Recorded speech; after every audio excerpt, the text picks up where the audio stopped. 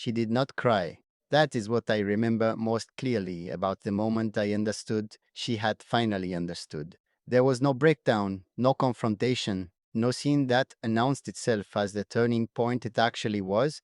She simply became still in a way she had never been still before, the kind of stillness that does not come from calm, the kind that comes from a person who has just finished a very long internal argument and arrived at a conclusion that has settled everything into a quiet that is more final than any noise could ever be.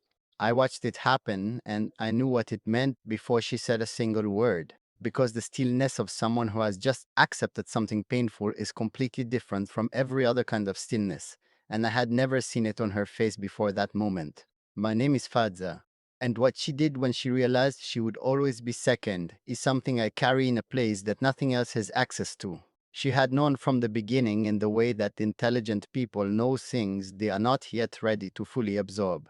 The structure of my life was not hidden from her. The history was not concealed. She had entered with open eyes, and the love was strong enough that the knowing had felt manageable, like something she could hold alongside the other things she was choosing.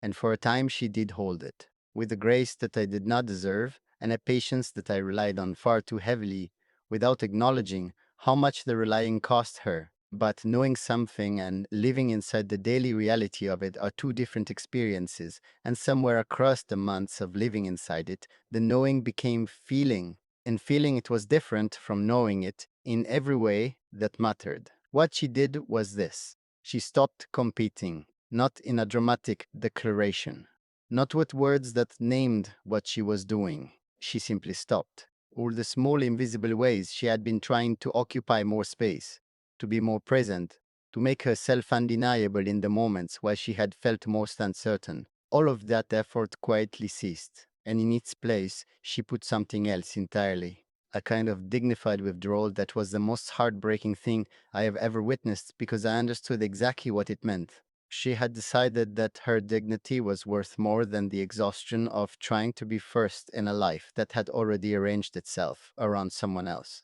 She did not leave immediately. She stayed long enough to be certain, long enough to let the realization settle into something she could carry forward rather than something she was still running from. And when she went the way she had always done everything: quietly, completely, without giving me anything to argue against, because she had not made a decision in anger. She had made it in clarity, and clarity does not leave room for negotiation.